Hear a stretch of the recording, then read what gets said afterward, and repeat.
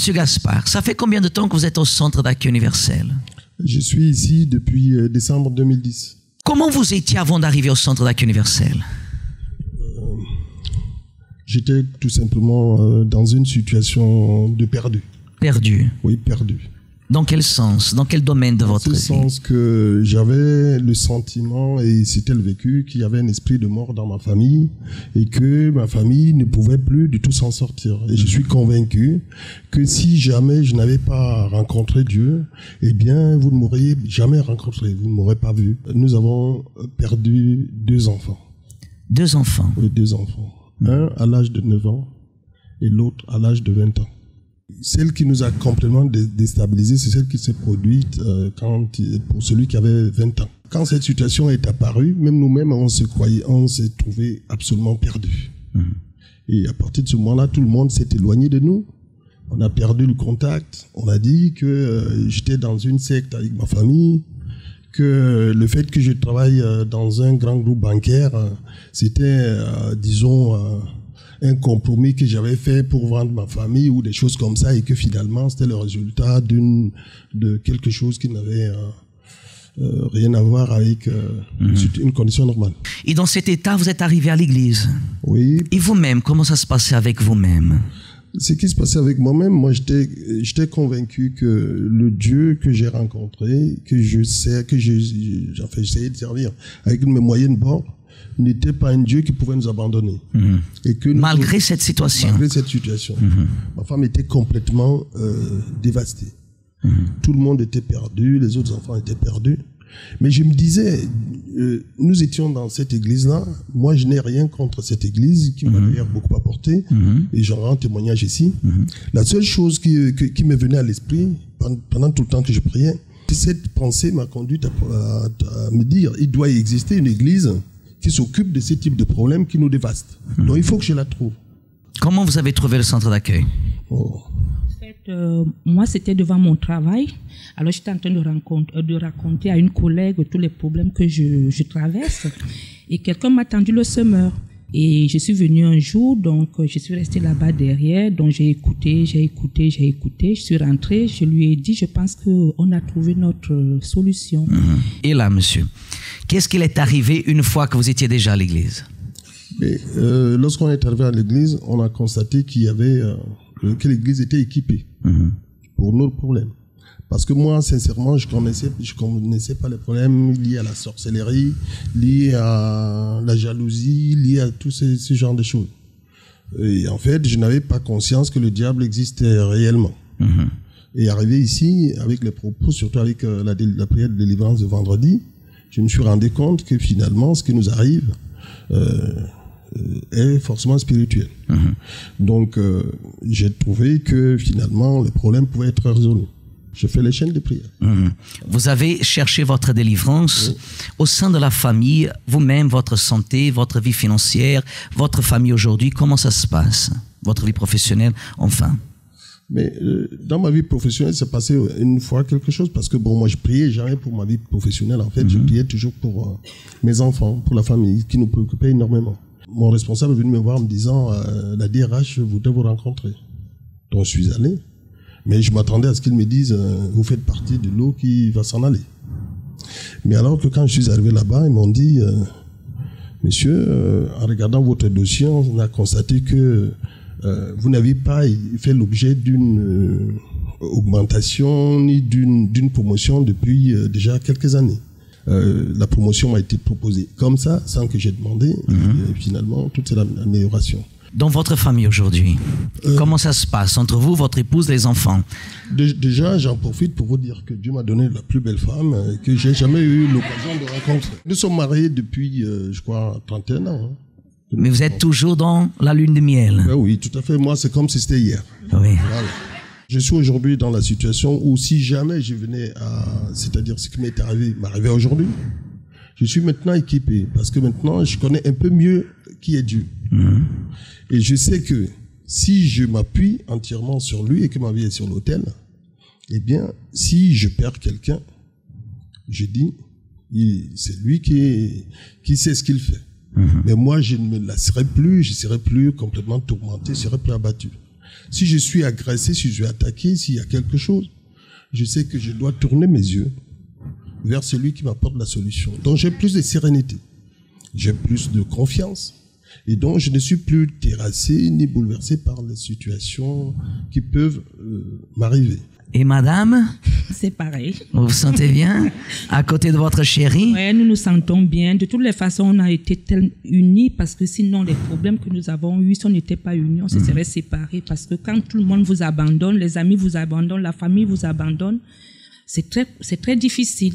Mais avec Dieu, j'ai la foi, j'ai confiance et je sais que même mes enfants qui ne viennent pas, je sais qu'ils viendront ici. Dieu a fait et Dieu va continuer à faire.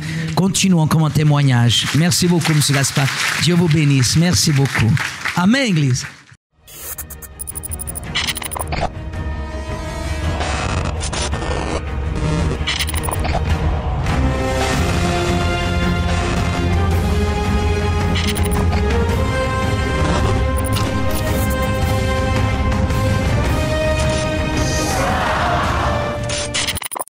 Alors avant d'arriver au centre d'accueil, j'étais une fille très triste en fait. Je vivais d'apparence, c'est-à-dire que je cachais cette tristesse par des rires, en faisant rire tous ceux qui m'entouraient.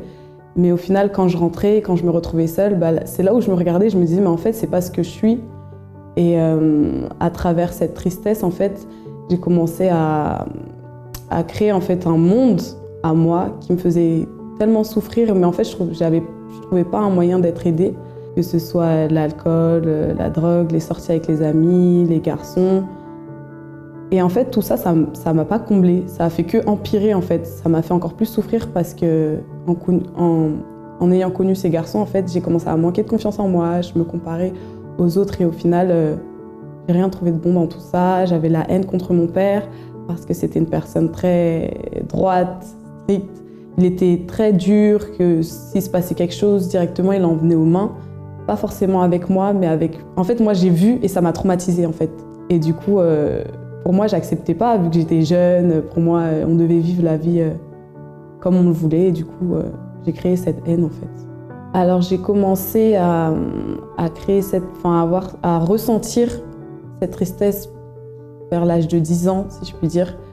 Vers l'âge de 10 ans, j'ai commencé à, en fait, être face à moi-même, mais j'aimais pas qui j'étais. Par exemple, même dans le mensonge ou autre. Quand mes parents ils ont divorcé, ma mère se retrouvait seule, il n'y avait que mon père qui travaillait, du coup elle a dû trouver du travail, chercher du travail, etc. Et du coup en fait c'est encore plus de haine envers lui parce que je me suis dit c'est un lâche, il nous a laissé tomber, il veut plus de nos nouvelles et même il avait des paroles en fait négatives envers moi et mes frères et sœurs en fait du fait qu'il était mieux sans nous. Ma sœur elle est tombée enceinte très jeune, à l'âge de 17 ans et en fait elle pouvait pas rester en fait dans le foyer familial.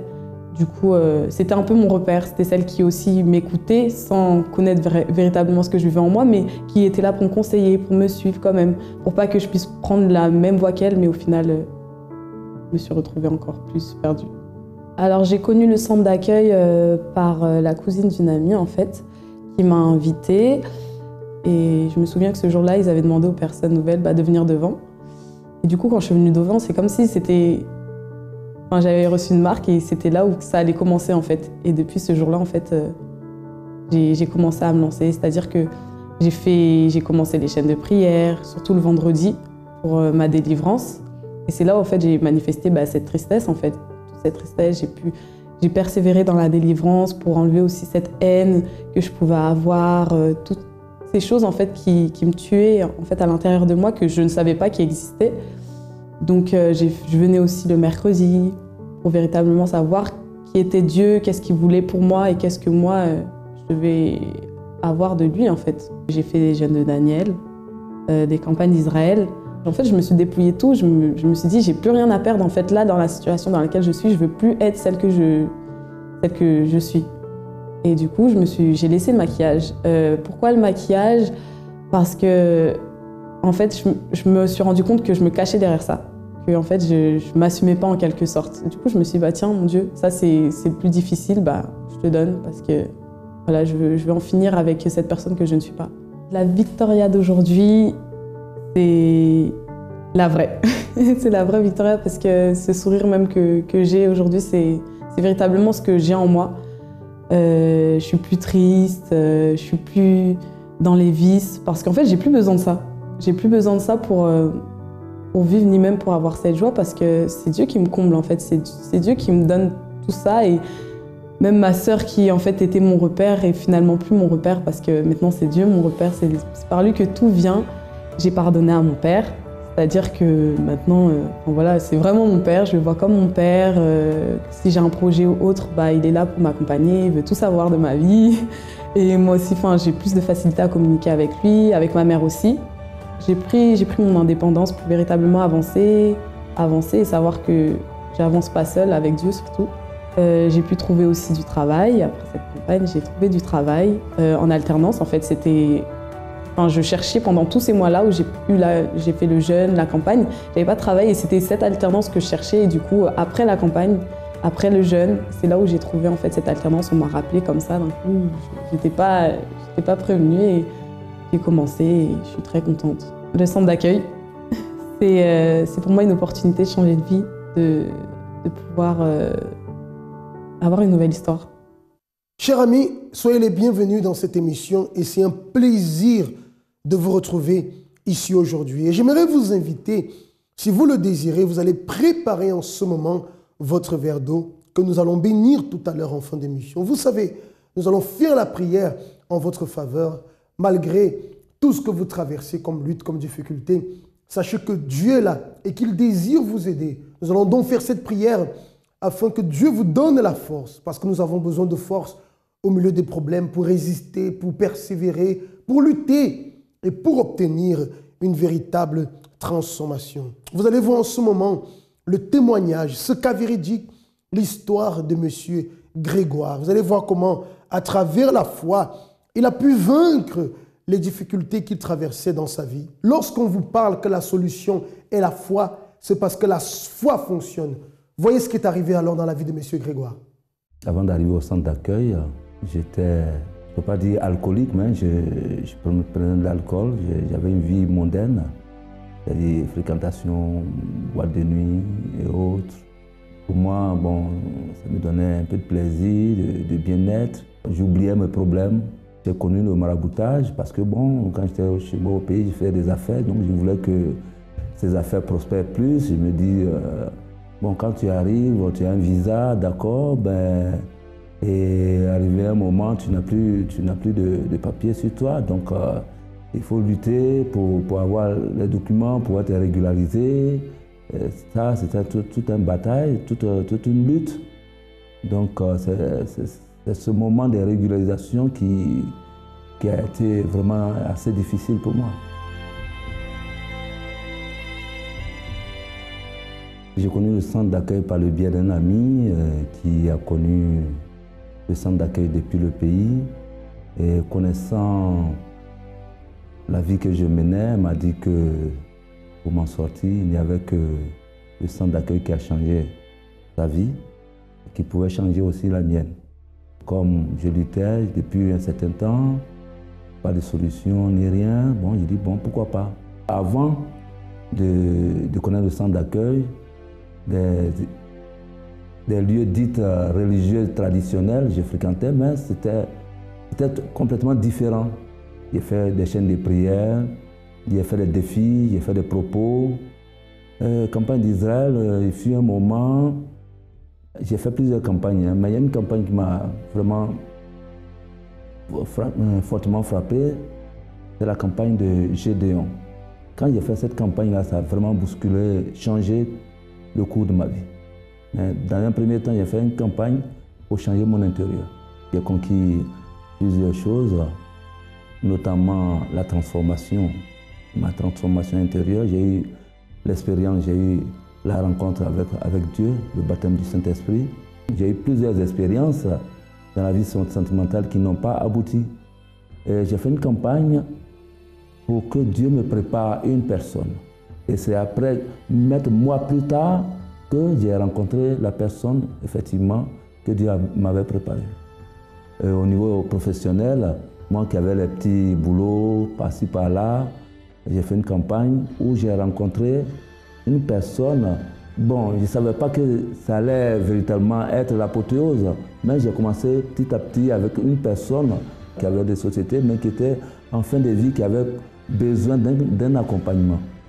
Et cette personne, au soir de sa vie, même, il est parti dans mes bras, il est décédé dans mes bras. Et ses enfants n'ont pas voulu me laisser dessus.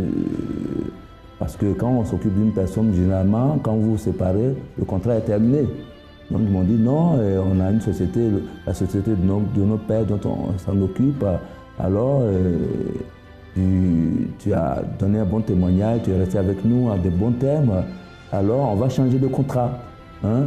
On change de contrat, tu travailles avec nous et tu es membre à part entière dans la société. Je suis aujourd'hui membre à part entière dans cette société où j'ai des actions.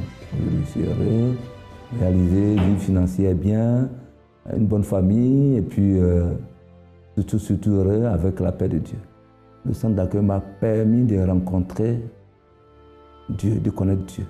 C'est le lieu où on cultive, où on apprend à agir sa foi. La véritable foi, c'est au centre d'accueil que j'ai connu ça. Votre foi est-elle malade? Une personne ayant une foi malade est une personne qui, pour un motif quelconque, a cessé de suivre et d'obéir aux commandements et enseignements écrits dans la parole de Dieu. Mais quels sont les symptômes d'une foi malade?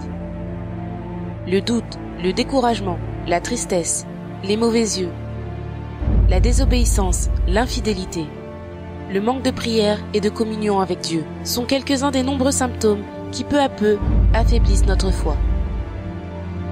Et la conséquence de tout cela est la mort spirituelle et la séparation du Créateur de la créature. C'est pour cela qu'en France et dans le monde entier, nous allons commencer un propos différent. Le propos pour le rétablissement de la foi. Si vous êtes éloigné ou à l'intérieur de l'Église, mais percevez l'un des symptômes qui rendent votre foi malade, venez ce dimanche et participez aux 7 dimanches du propos pour le rétablissement de la foi. Apportez une bouteille d'eau pour y recevoir la goutte du miracle. Dimanche, dans la concentration de foi et de miracle, le propos de l'eau pour le rétablissement physique et spirituel. Spécialement à 8h et 10h, au centre d'accueil de Paris ou au centre d'accueil le plus proche de chez vous. Combien de personnes aujourd'hui vous regardent en face et vous disent qu'il y a une solution pour votre vie? Combien de personnes aujourd'hui vous affirment que pour votre vie, il y a une solution? Peut-être ce que vous avez entendu jusqu'à présent, c'est que votre vie est vouée à l'échec. C'est que c'est votre destin, que vous êtes destiné à la souffrance. Et peut-être vous-même, vous pensez de cette façon. Mais ici, je suis en train de vous affirmer, cher ami, qu'il y a une solution pour votre vie. Lorsque parfois tout semble perdu, lorsque parfois on se dit même qu'on est condamné. Ici, nous vous disons, pourquoi? Parce que c'est la conviction que nous portons en nous, la conviction que nous donne la parole de Dieu. Cette foi que fait naître en nous la parole de Dieu, foi par laquelle M. Grégoire a pu trouver une issue à sa vie. Il a pu trouver la solution, comme Joël aussi a pu trouver. C'est le témoignage que nous allons voir en ce moment. Regardez dans quelle situation elle vivait. Avant d'arriver au centre d'accueil, avec ma famille, on a toujours eu des problèmes de logement, de papier, la vie financière aussi. Donc, comme on n'avait pas de papiers, donc du coup, ça a engendré tous les problèmes financiers, commençant par mes parents. Mon père, comme il ne travaillait pas, du coup, on était hébergés par mon oncle. Et ça a duré comme ça plusieurs années. Et même après, quand mes parents ont eu leurs papiers, on continuait à avoir des problèmes de logement parce que, étant donné que mes parents n'avaient pas un bon salaire, c'était difficile de trouver un logement décent, on va dire. Donc on a vécu longtemps comme ça, vraiment dans la galère par rapport au logement. Et par rapport aux papiers, donc quand je suis arrivée en France, mes parents n'avaient pas de papiers. Et moi, comme j'étais mineure, du coup, j'ai reçu mes papiers non plus. Et donc c'est qu'à l'âge de 20 ans, si je ne me trompe pas, 19-20 ans, qu'on m'a donné mon premier titre de séjour. Et c'était comme ça chaque année.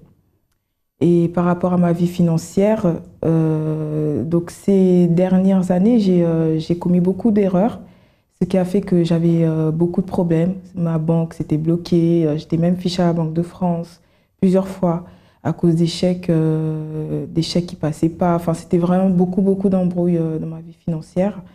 Et donc voilà, ça a duré comme ça plusieurs années. Intérieurement, j'étais frustrée. J'étais enfermée en fait, j'étais une jeune enfermée, je vivais pas, j'étais très enfermée, triste et même hypocrite parce que je disais pas ce que je pensais, je gardais tout et du coup je regardais les gens d'un mauvais œil à chaque fois. Par rapport à la situation qu'on vivait, j'en voulais beaucoup à mes parents, je disais que c'était à cause d'eux qu'on avait ces problèmes-là, qu'on s'en sortait pas, pour moi ils faisaient rien pour qu'on s'en sorte quoi. Et donc j'avais beaucoup de colère par rapport à ça. Peut-être en ce moment, vous entendez de tout le monde que vous devez vous conformer à la situation, que vous devez vous satisfaire du fait que vous soyez vivant et qu'il y a bien d'autres personnes qui vivent aussi des souffrances, que vous n'êtes pas la seule personne à avoir des problèmes, que vous n'êtes pas la seule personne à souffrir. Peut-être ça, c'est le conseil que vous avez entendu lorsque plusieurs fois vous avez fait part de votre problème ou tout simplement on vous a dit la vie ainsi faite, on ne peut pas faire autrement. J'affirme à nouveau que quelle que soit la situation que vous traversez, quelles que soient les luttes que vous affrontez, il y a une solution. Vous avez pu voir en ce moment quel était l'état de la vie de Joël, ce qu'elle a vécu, les souffrances, les difficultés, tout ce qu'elle a pu endurer. Et aujourd'hui, vous allez voir tout ce qui est arrivé à partir du moment où elle a accepté cette proposition de foi, à partir du moment où elle s'est lancée en croyant que tout pouvait changer. On est arrivé par une invitation de ma tante qui était déjà au centre d'accueil depuis quelques années, qui a invité mes parents. Moi, j'étais intéressée par le propos de lundi parce qu'à l'époque, j'étais étudiante. Je passais des examens, donc j'ai passé un BEP, ensuite un bac. Donc lundi, j'étais vraiment très présente dans les réunions de lundi, les propos de lundi, les mercredis, les vendredis et les dimanches. Oui, j'ai eu différentes expériences avec la campagne d'Israël. Depuis que je suis arrivée, je crois j'en ai... dès le début, j'ai plongé dans les campagnes et c'était une opportunité. Ça a toujours été une opportunité parce que c'est le moment où, c'est pas qu'on n'agit pas la fois avant, mais c'est le moment où on se donne. Vraiment, c'est une opportunité. J'ai pour objectif de changer de situation, changer de vie. Quand je fais les campagnes d'Israël, je vise toujours un changement, une transformation. Je me dis pas non, peut-être Dieu va faire que ça, non, parce que comme j'ai déjà eu des expériences, je sais que quand Dieu il répond pas seulement à ce qu'on a demandé, mais il fait toujours plus.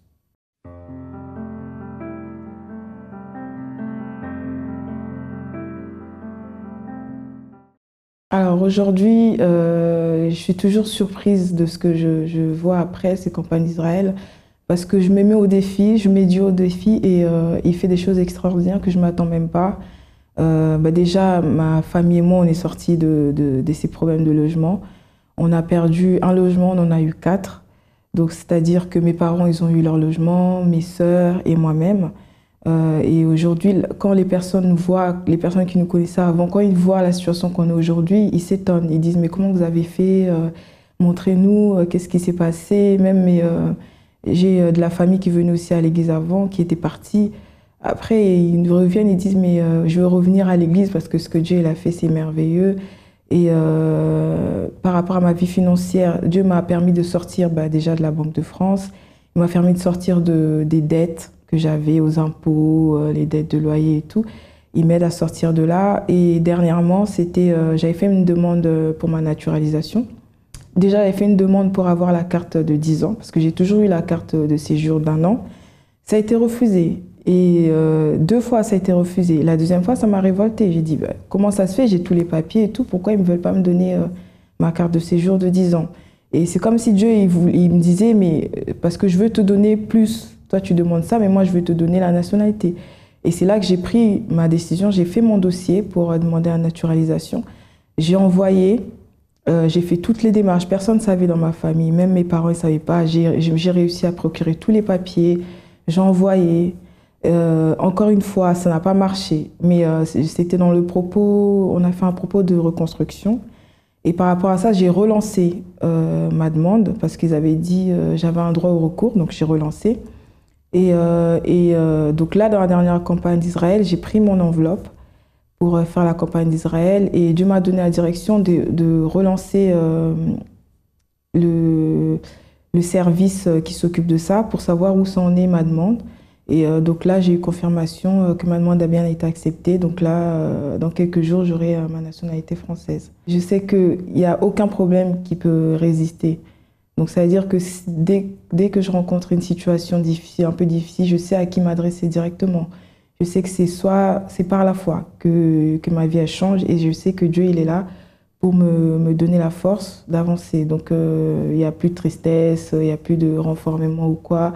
Au contraire, même quand je ne suis pas là, ma famille elle me réclame parce qu'elles savent que voilà, j'apporte quand même une foi différente de ce que j'étais avant. Avant, je connaissais Dieu, mais je n'avais pas la foi. Je n'avais pas cette foi que j'ai eue à travers les propos, à travers les réunions, à travers les chaînes de prière. Donc ça représente une école de vie, j'apprends.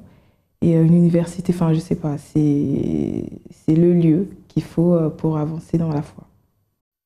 Prenez en ce moment votre verre d'eau, je vais faire une prière en votre faveur. Et tout à l'heure, je vais vous faire une invitation très spéciale pour demain vendredi. Prions. Mon Dieu, je bénis toutes les personnes, mon Dieu, qui sont en ce moment unies avec nous en prière. Des personnes qui peut-être autour d'elles ont entendu dire que pour leur vie, il n'y a plus de solution. Mais aujourd'hui, dans cette émission, elle a entendu tout le contraire. Et parce que c'est vrai, alors bénis cette eau contenue dans le verre qu'elle tient. Et lorsqu'elle boira, mon Dieu, que la force de croire naisse en elle. Au nom de Jésus, je les bénis. Amen. Buvez en ce moment cette eau. Et recevez alors cette force en vous. Recevez cette force dans votre intérieur. Très cher ami, demain vendredi est un jour très spécial. Nous aurons la plus grande veillée, mais la plus grande veillée de tous les temps, qui aura lieu là, au Doc Pullman, où vous pourrez être avec nous. D'ailleurs, vous avez l'adresse qui va vous être donnée, qui va s'afficher. Demain, à partir de 18h, nous serons là pour la délivrance, pour tous les maux que vous traversez dans votre vie. Ou si vous êtes une personne peut-être qui a vu une addiction dont vous voulez vous débarrasser, vous connaissez quelqu'un qui est dans cette situation ou d'autres problèmes spirituels, demain nous vous attendons. Plus d'informations, contactez-nous. Que Dieu vous bénisse et à demain. Un événement unique qui a aidé des millions de dépendants à toutes sortes d'addictions. Maintenant en France, ce grand jour arrive et se déroulera au Doc Pullman. Vendredi 5 mai à 20h. Grande veillée de délivrance et de combat contre les addictions. Ce jour deviendra une référence pour votre vie. Un nouveau départ. L'évêque Rogerio Formigoni, auteur de best-sellers sur la dépendance clinique, va réaliser cette lutte contre les addictions et pour la délivrance complète, indépendamment de vos croyances, expériences et savoirs. Nombreux sont les témoignages de personnes ayant réussi à se délivrer de l'alcoolisme, des addictions, de la jalousie et de toutes sortes de problèmes, après avoir participé à cette grande veillée.